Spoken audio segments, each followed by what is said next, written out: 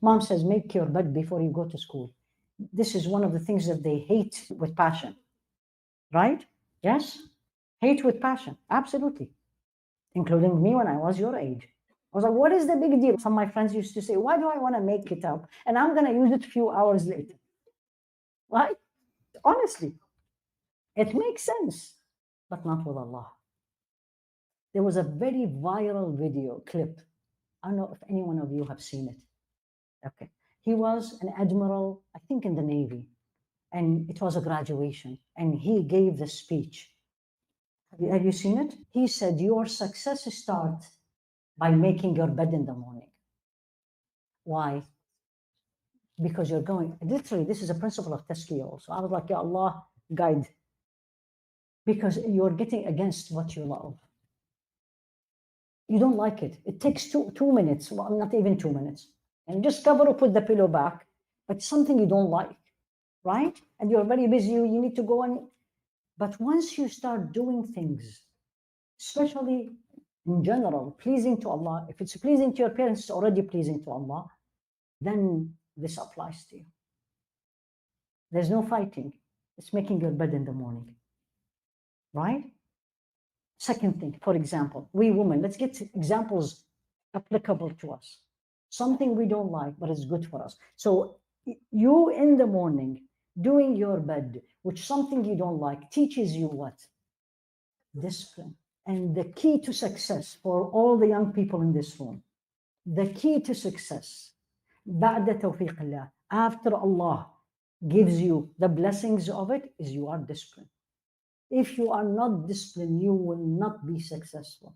And I had this, subhanAllah, I saw it with my own eyes, one of very successful person. We wanted to be a meeting with him. And we said Tuesday, we were in Jannah, the board, we said Tuesday because Tuesday is easier for us. I'm sorry, we said Monday because Monday is easier for us. And he was said, let's do Tuesday, Monday is difficult. And then we couldn't, he didn't do anything. He just sent his schedule on Monday. The meeting is Tuesday.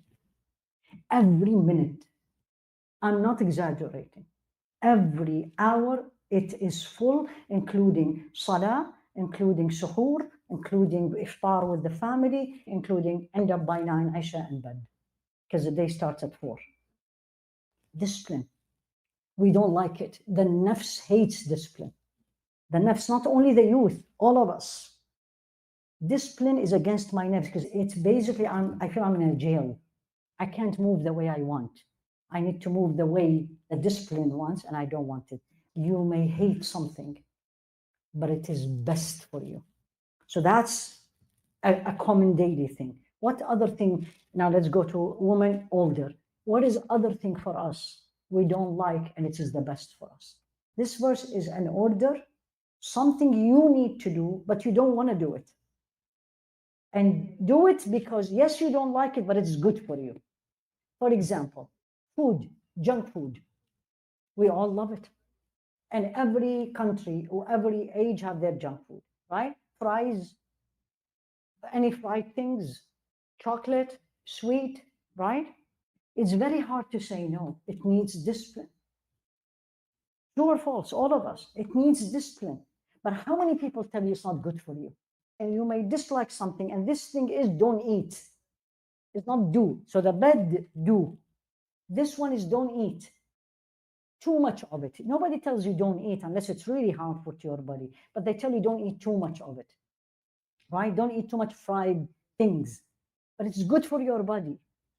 It needs also, I remember this. Wallahu ya'lamu wa antum la ta'lamun. This is how it's going to help you. Allah knows and you don't know. Allah knows what is good for me, what is not good for you. What is another example? Then I'll come to the other verse in the Quran. Workout, exercise. Who loves exercise in this room? For sure not me. This is my answer, right? But it is good for you. It's not only good, and it's so true, it's not only good the way you look, but it's the way you feel. You have different energy. You're tired afterward, but you just feel you have more energy, subhanAllah. Now, at that time, or when you go to certain places, people don't exercise. You know why? Because they walk. They don't use car. They don't have car. They do everything walking. Where was I? Oh, I was in Malaysia. I remember this very well. And Malaysian food is a lot of carb and a lot of things are fried, right? And it's very heavy, and rice. So one of my hosts, may Allah reward her, were having lunch, and I was like, even breakfast. So she was explaining to me. She said, this all culture. I said, I'm sure, but tell me the background. She said, because years ago, this was all farms. People did what? They were farmers. So they live in a house, early in the morning, they have breakfast, and then they go to the farm, work all day, and come back. They need food that gives them energy. And she said, this is literally, she said, in these days, we don't go to the farm, but we're still eating the breakfast. And it is unhealthy. I mean, it's not number one in the world, but one of the highest country in diabetes. So عسى أن تكرهوا شيئا. Anytime, how do I apply it? Anytime I know it is good, but I don't like it, I don't want it, do it. Do it, and your niyyah, your intention is please Allah. Please Allah. Now, provided what you are doing is halal, is pleasing to Allah, but it's going to change you as a person. You will have control of you. SubhanAllah. So this verse, and I'm going to come to the hadith, this verse was revealed again because the jihad, fighting, became obligatory, and the Sahaba did not want it. So Allah subhanahu wa ta'ala revealed it. طيب. Rasul alayhi salatu wasalam, after he migrated, after they conquered Mecca, and he said this hadith, which applies to you and me.